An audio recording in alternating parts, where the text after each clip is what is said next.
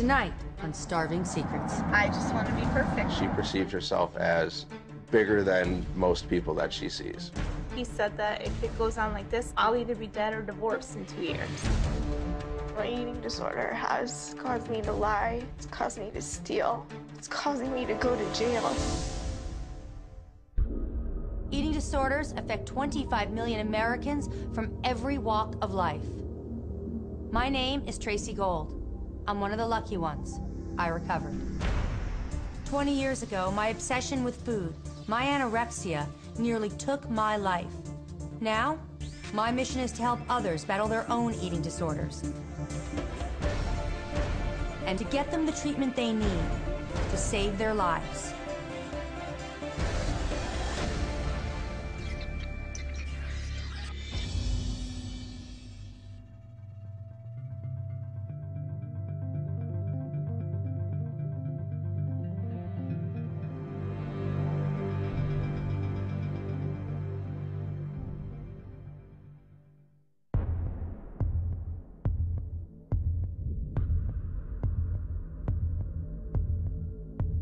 When they say list your personality and you say friendly, fun, athletic, outgoing, to me it's like friendly, fun, anorexic.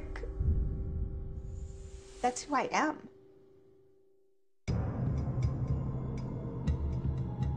I know that I wear 0 or 00 and I'm an extra small and my clothes don't fit. But when I look in the mirror, I just see a normal person.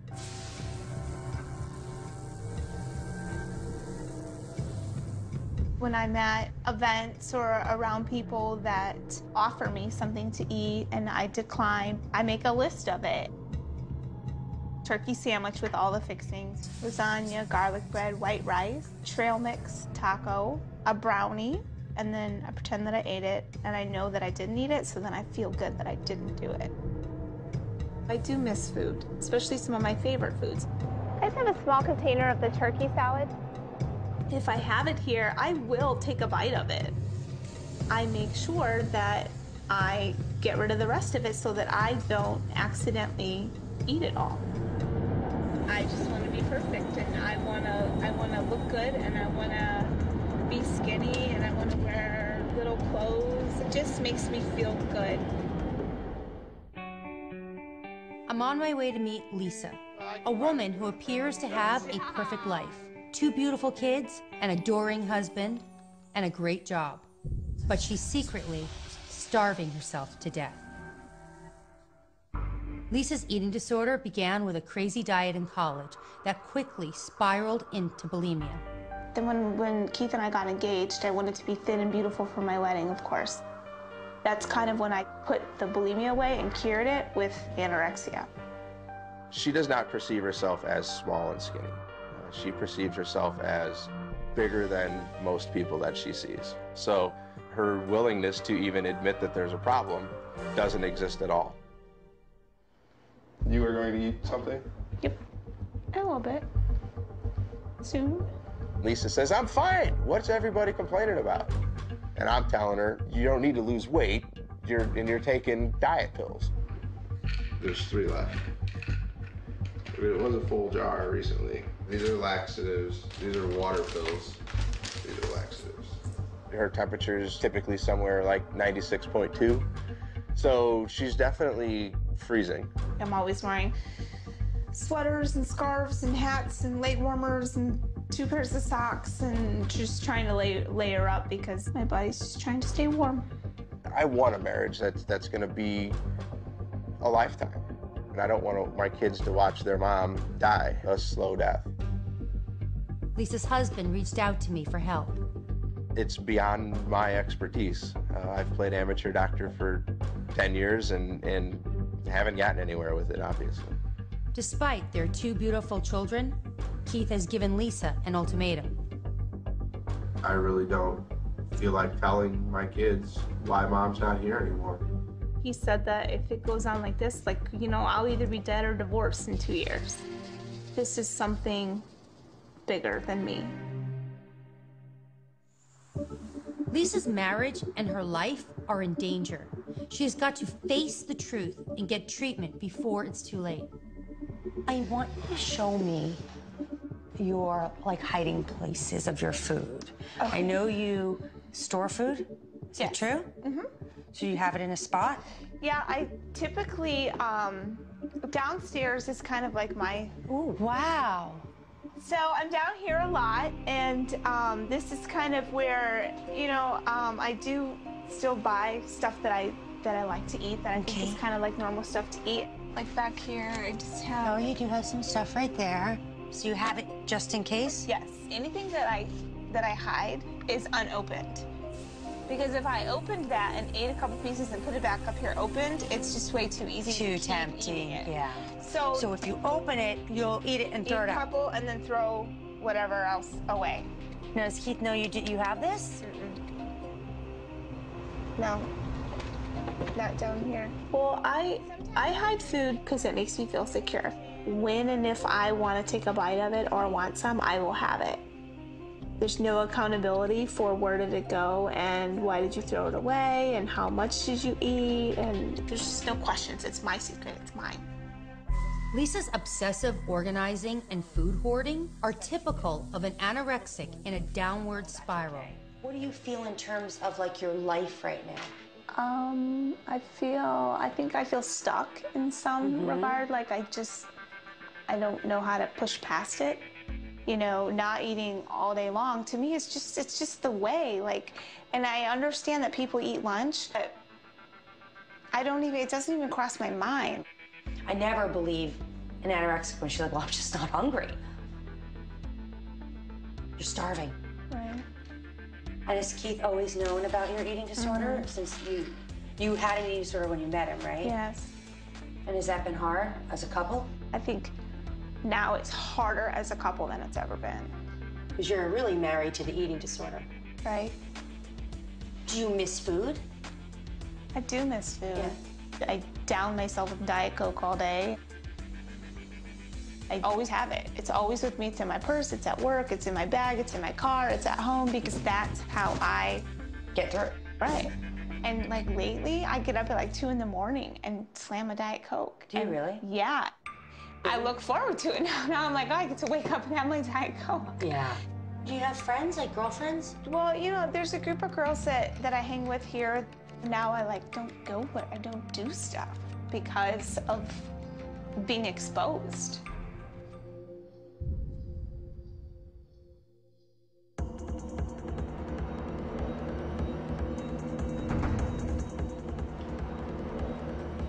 In my mind, I want to be thin. And it has put me into a deep spiral. When you're bulimic, all you do is you think about food.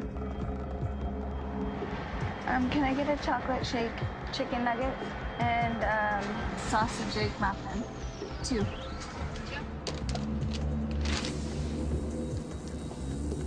I'll find a place to purge, usually at a park. The thing about purging at parks is that people don't know who you are. My anxiety builds until I can literally feel the food coming up. I probably spend about 4 to 5 hours binging and purging. My eating disorder has caused me to lie, it's caused me to steal. It's causing me to go to jail. I'm on my way to meet Suzanne, a sweet and soft-spoken young woman whose obsession with being thin has driven her to unimaginable places. I'm facing 120 days in county jail. When I was 9 years old, I used to binge on ice cream and purge it because I learned that from a friend. We would go down to the grocery store and just buy junk food. We would actually put it in our pants to walk home so my mom wouldn't see it, and go up in the room and consume it and then just purge it. At 16, Suzanne was spending her babysitting money on diet pills. By her 20s, Suzanne had regressed to meth and Adderall to stay thin. I used to love the feeling because it made me not eat for days. I became an addict because of my eating disorder. I would put a needle to my arm to be thin. But this thin, beautiful California girl was not at all who she appeared to be. When I restrict, I become totally a different person. I'm mean, I'm crass, I'm intolerable. Whatever is mine for the night I take. Being strung out and not eating, I couldn't afford my apartment anymore, so I stole from a former employer, and I ended up getting caught. Getting arrested was definitely a rock bottom. Terrified, Suzanne decided to get sober. But with sobriety came a weight gain, 70 pounds. I feel so desperate being 70 plus pounds overweight. I believe that my eating disorder is a way to punish myself for the things that I've done in my past. The more pain, the better. Suzanne goes to jail in 24 days. We have to get her destructive behavior under control. There's no time to lose. Knowing that my eating disorder has been the cause of all these problems is really scary.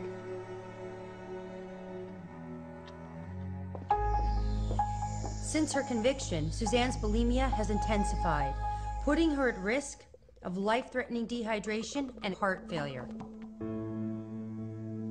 You seem happy. She was happy, and she was always spunky, and she was always the life of the party. Even when she was very, very thin, she always thought her self-image was always so low, and I never could understand why, because I never saw that in her. Some of these were like the ones from last year. That's when everything kind of came crumbling down. Mm-hmm. Yeah. And what do you think when you look at that person? I look at this picture and it's hard to not dissect it all the time. In dissecting the body or dissecting what was going on at that time? The body. You want to go back to that? Yeah, and smaller. When did you first know about her eating disorder? Well, she's talked about having this problem for a long time, but I never realized how serious it was until this year. Suzanne was always the good girl. Suzanne would go up and down in her weight as a kid. I don't know why I didn't know. I hold a lot of resentment towards my mom for not being there, knowing that I had a problem. I felt kind of like shoved in the back in a corner. I was obviously sick.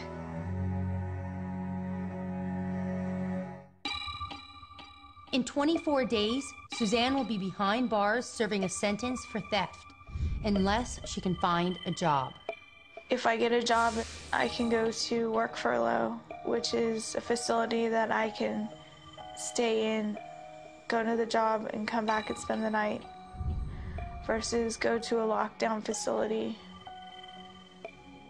I don't know if Suzanne is trying hard enough to find a job. She tells me she looks. She does a lot of looking on the internet because that's less threatening. That's close by. There are expectations that I just can't meet right now, like getting a job. Going to a lockdown jail will trigger Suzanne's eating disorder. I have no doubt she needs to go to work furlough. But I have a hunch that Suzanne's complacency about getting a job is really about her eating disorder. Furlough work release program. Becomes really real, doesn't it? Yeah. Does it look better than the jail? Yeah. My thought, Suzanne, if I'm given those two options, I'm knocking on everyone's door trying to get a job to make sure I'm not sitting in a jail cell. So I'm wondering if there's a small part of you, the eating disordered brain, that's going, oh, worst comes to worst, I'll sit in a jail cell and lose weight. That's the part of me that, like, is reaching out for help right now. Okay, so that's the part of you that's afraid. Yeah. If Suzanne's desire to be thin really makes a jail term look good, she needs treatment now.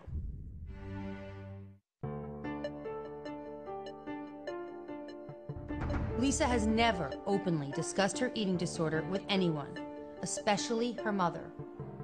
We're at lunch, and you've gotten probably the healthiest thing you can get. If you were going to eat it, you probably would have had more restrictions on it. Well, Would you have eaten it that way? I would not eat the bread, and I'm not going to eat the dressing. Would you have any dressing on it? No. I wouldn't eat the almonds or maybe some cranberries. And I like the cheese, and I'd eat the lettuce. But I'm not eating it now because I'm going to eat dinner later. How many meals a day do you usually eat? 2. You eat 2. And what are we calling a meal? Well, I eat in the morning. And what do you eat? I've got like Good point. 3 different things that I choose from in the morning, and it's either a special K-bar, or a bag of vegetables, or an English muffin with mustard. At night, I either eat a turkey sandwich on an English muffin, or a salad, or soup, or vegetables. I do believe you can feel free of it. You gotta want to, though. I know. Because the other thing is that I always say you could have 1 billion people come and rescue you and help you and do everything until you're ready. It's just never gonna happen. I mean, she's lost so much of her shape. I worry that, will she be here tomorrow?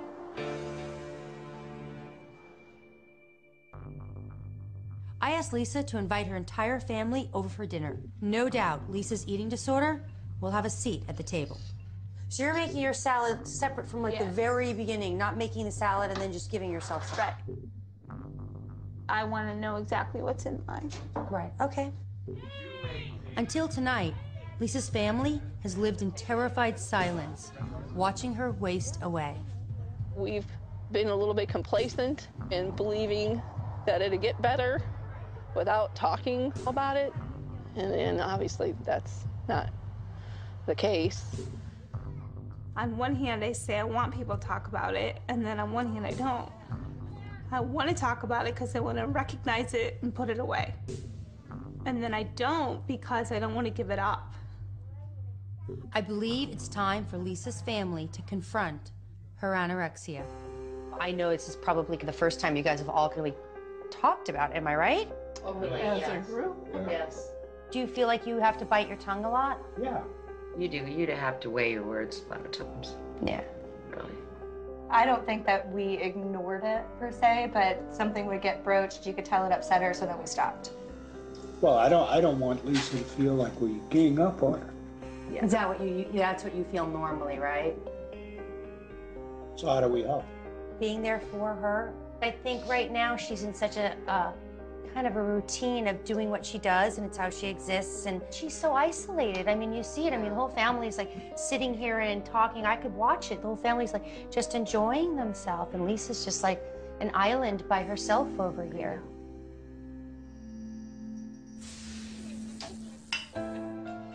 Wow. This is so much of a part of me. I'm afraid to let it go.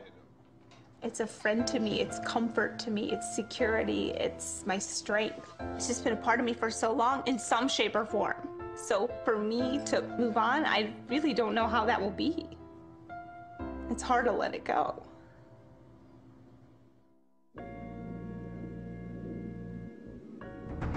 I've secured Suzanne 6-day-a-week outpatient treatment at the Eating Disorder Center of California. With a pending jail sentence, she has less than a month to get her eating disorder under control. While you're here, you're going to be getting lunch and dinner and a snack.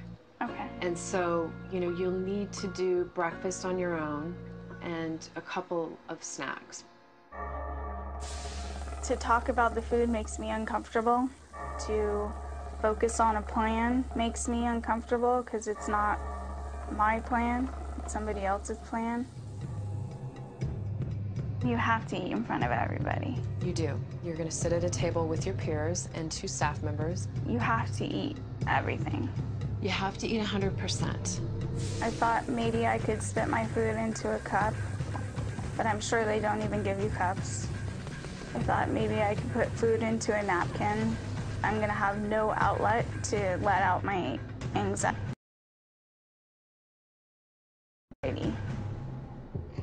Suzanne's meal plan is designed to stabilize her metabolism. Suzanne is haunted by her thin self. and longs to restrict her food. I've eaten twice today, and I am filled with so much anxiety because I am having the hardest time keeping down the second meal. To sit with a full stomach and know that I can't purge is like one of the most uncomfortable things. It's a lot of pain.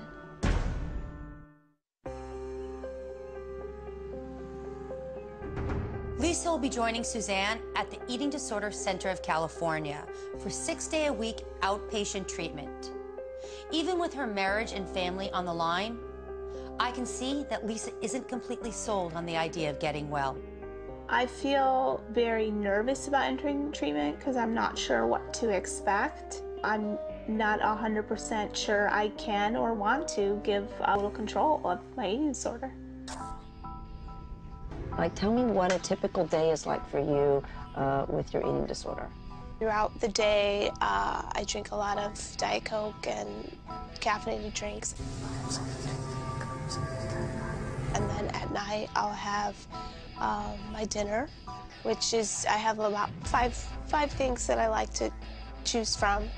It's just evolved over time. Like, it used to be a salad with cheese and chicken and onions and salad dressing, and now it's like the lettuce and tomato and some feta cheese and maybe some chicken. It just overwhelms me and makes me very anxious to have to sit down, and I don't know if I feel like people are looking at me or judging me, or like, is she gonna eat that? I can't believe she ate that. So there's that little voice in your head that goes, if you eat that, you're gonna get fat. Right. Are there things that you absolutely won't eat? I could never eat peanut butter. Because? It's just so bad. So bad? Oh. So bad because why? There's a lot of calories in peanut butter. You give it to your kids? Yeah, but they're growing.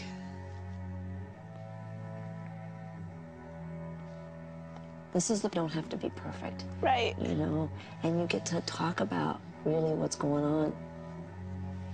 Because you don't want to live like this. The eating disorder kind of goes, oh, just another 5 pounds, just another 5 pounds. And it lures you in with that deception of, if you do this, then you will feel better. And, you know, ultimately the bottom is death. The most challenging hard part for me is to not count the calories. Like, I'm just a walking dictionary of calories. Instantly, I'm like 140, 100, 200. Can I have a large Diet Coke, and that's all, please? Okay, sure.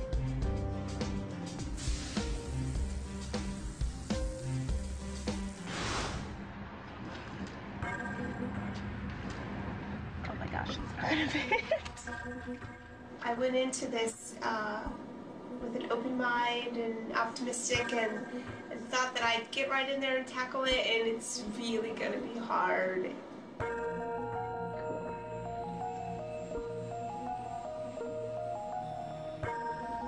Okay, I'll eat the rest later, because I feel really weird.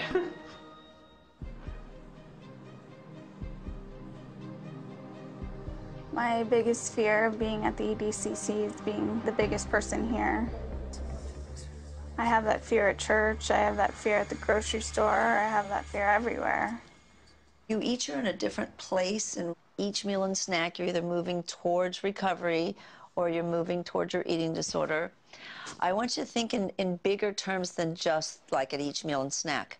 I want you to think of, I want to get better because, and I don't want to get better because.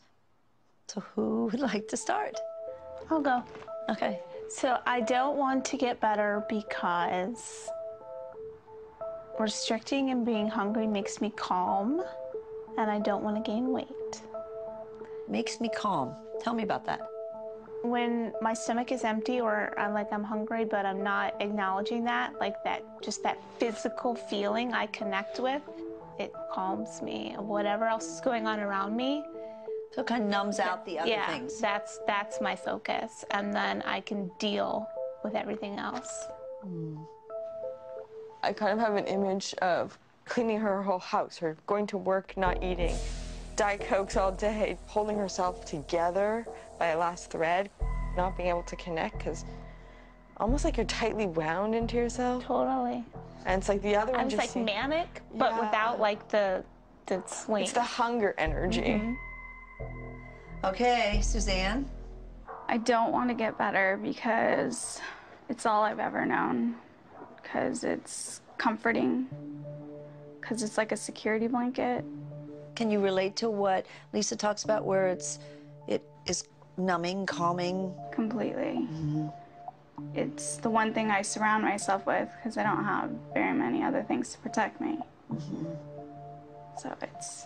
Well, and I think you did it from a young age, you know, because you didn't exactly have protection. You didn't have protection from your mom at all times. Not that you consciously say, okay, sign me up for this eating disorder because it's going to really help me, but it kind of becomes a way that you don't have to, that you can kind of live in this little bubble, you know, away from the rest of the chaos in your life. Right, it kind of like takes away a lot of the outside static. There's a lot of noise going on outside and I can just kind of crawl in.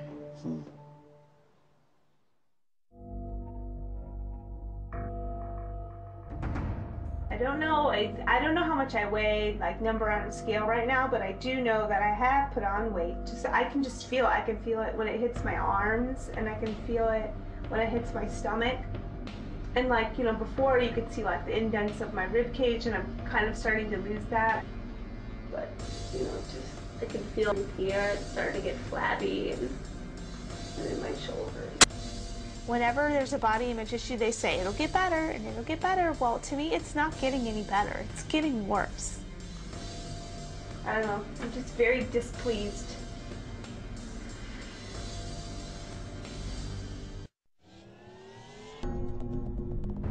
When you're bulimic, all you do is you think about food. My eating disorder has caused me to lie. It's caused me to steal. It's causing me to go to jail. I know Suzanne needs to find the courage to look at herself honestly and face the role her mother played in the roots of her bulimia. Have you allowed yourself to feel anything about your past with your mom? I just don't have negative words for her because of all that she's done. Maybe not be angry at your mom now, but get angry for that little girl. I don't know, I didn't know. She did the best she could, and she was a great mother. And I was the one who was bad. I'm not going to go with the mindset of making you the bad guy, because I think that's what feeds the eating disorder. All that, I'm the bad girl, I'm the girl who did this wrong, I lied, I'm horrible, is all the reasons that you treat yourself so badly. You know, so just take that out of your mind. Through this, feel it and understand. Allow yourself to really feel.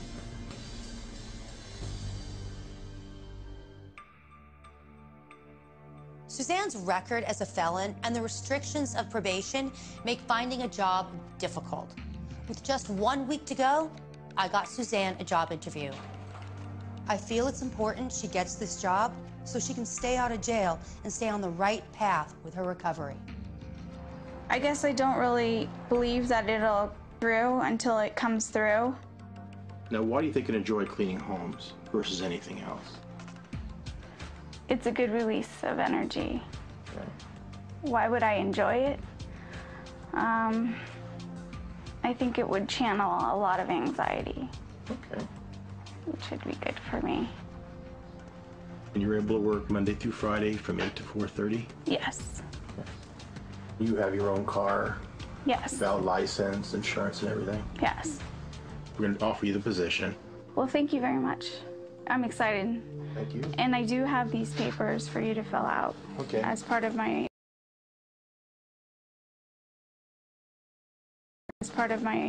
work furlough program. Okay. I think part of me has kind of let go of my eating disorder a little bit.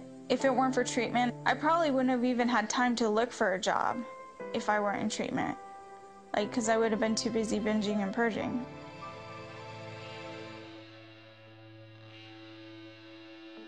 So today's challenge is breakfast on the go. All right. Okay. What do you think about this? Like, I don't want to eat a donut. Yeah. In situations where I have stress, hunger is not something that is present in my mind. I like to eat foods with utensils. Have you always eaten a muffin with a fork?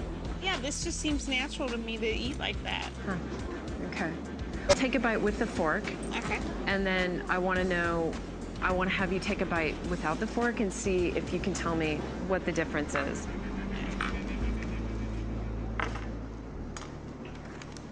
Okay. See, I want to rip it and bite it. Why? I can do that, right? Tell me. No, I want you to take a bite. It just seems so weird. I want you to really think about what's weird about it. I don't know, it just doesn't seem natural. So it's like using the utensils or putting your food into smaller pieces, and that's part of the eating disorder. This is really bothering me with these other people in this food court. I don't know if I can do this. It just feels really awkward.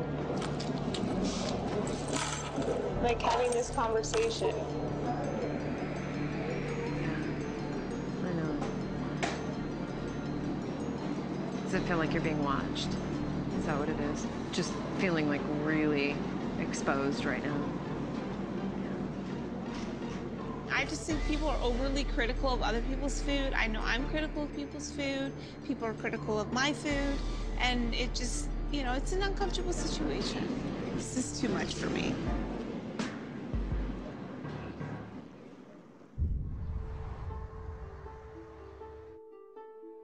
Lisa's husband, Keith, understands the seriousness of his wife's disorder, but he's determined to save their marriage. He's come to California for intensive couples therapy. My thing is, you know, she's chasing a body image that only she enjoys. And everybody else around you thinks you're sick. So, you know, I don't get why we're chasing that body image when it's a sickly body image as opposed to a healthy body image. This is going to be a major issue. Okay. What are your tears about? I'm not crying.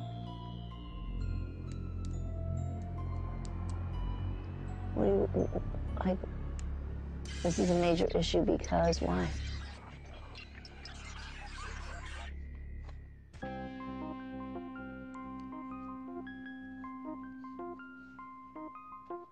Well, I mean, it's just 90% of the problem, I think, of why I eat the way I do and restrict the calories and all that kind of stuff. So It's because of your body image. Right. You know, last night when I saw him, my body feels different. And so when he's hugging me and he's touching me, I think that he's feeling that. I'm like, stop that. Like, why are you doing that? In my mind, I'm going, oh, God, there's the fat, there's the fat. And he's not. Yeah. So, Lisa? When it's time to get dressed for work and I put on clothes that, like, I don't like or I'm uncomfortable with, like, I'm an instant raging lunatic. So I have to learn, like, how to not go to that place and get so mad. I mean, you know, like when we're getting ready and then I'm like, just don't talk to me or just, you know. And he's like, what's the matter? I'm like, I hate the way these jeans fit today. And then, like, my whole day is ruined. I want to see you break out of that prison because that's what it is. You're entrapped and you're in isolation. My eating disorder voice, it's been like my purse or my bag or, you know, my best friend. Like, it's always been there. It's in every picture. It's in every memory. Every picture I look at, I can remember how the eating disorder was present at that wedding or at that bridal shower. Like, I know what I did to get there or to wear that outfit or whatever. Like, it's everywhere in my life for the past 10 years. It takes more than 3 weeks to undo 10 years worth of bull. And when I say it's bull, it's because I'm so over it. Like, I just don't know how.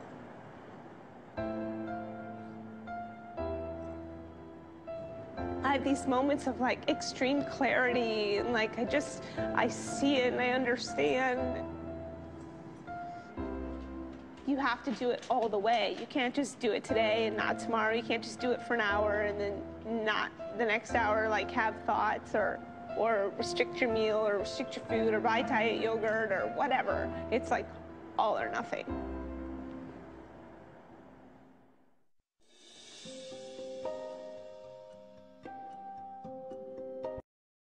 Two months into her treatment, Keith and Lisa are going to dinner, something they haven't been able to do in over a year. So we haven't had dinner together in a while. I can't remember the last time when it wasn't just like bar food or appetizer or something that I didn't eat. Right. I have to be present at the dinner table, not spinning in my head about calories or food or my stomach or my legs or anything. Would you like to try a bite of this? Yeah? Here, how about I do this? Right? Yeah.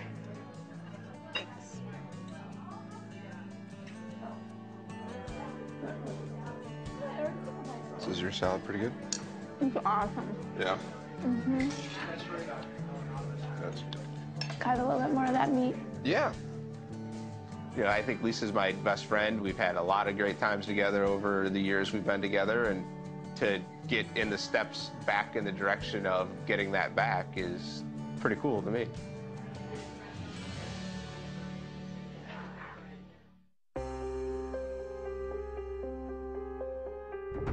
This is Suzanne's last day in treatment. Tomorrow, she will enter work furlough.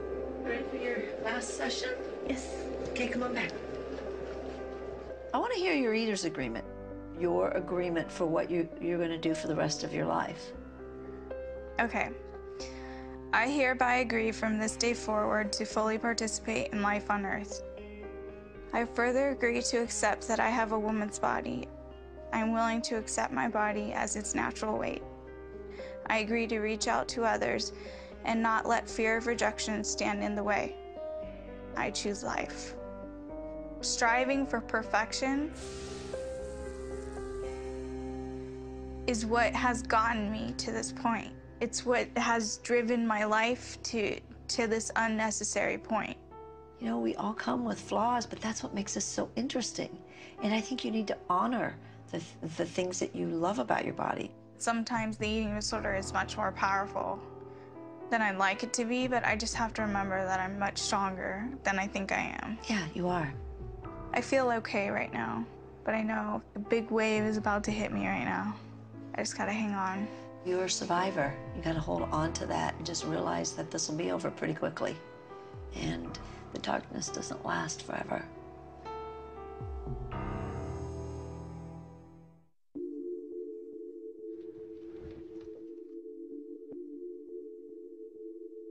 Today is the day that Suzanne enters work furlough for the next month and a half. And I'm really proud of her. I believe this first step will help her stay healthy. I'm remanding to Ventura County Jail. I'm scared. It's a big fork in the road. Choosing my eating disorder, choosing life, choosing freedom. And that is all encompassed in these next 76 days. This has been one of the hardest things that I've had to do. Having to give up the comfort of my eating disorder that I've had for so long. I have faith that I can stick by the things that I've learned at the EDCC. I'm proud of myself for the work that I've done. I don't feel so defeated anymore. I feel like I have a lot more hope for the future. I feel like there's definitely a light at the end of the tunnel.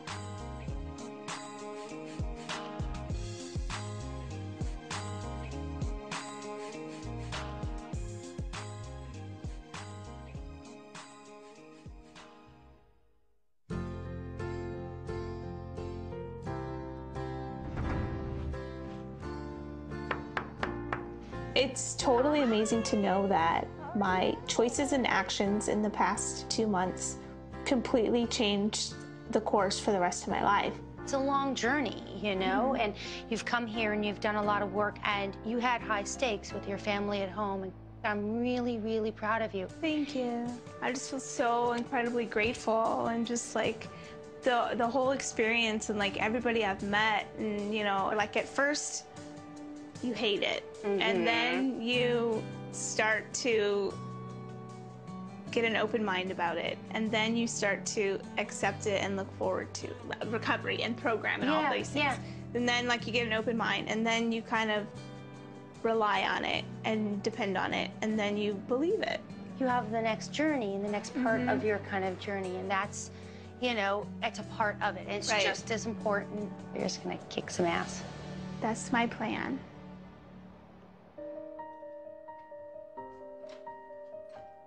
One of the biggest things about saying goodbye to the eating disorder is it was 10 years of my life that was only mine.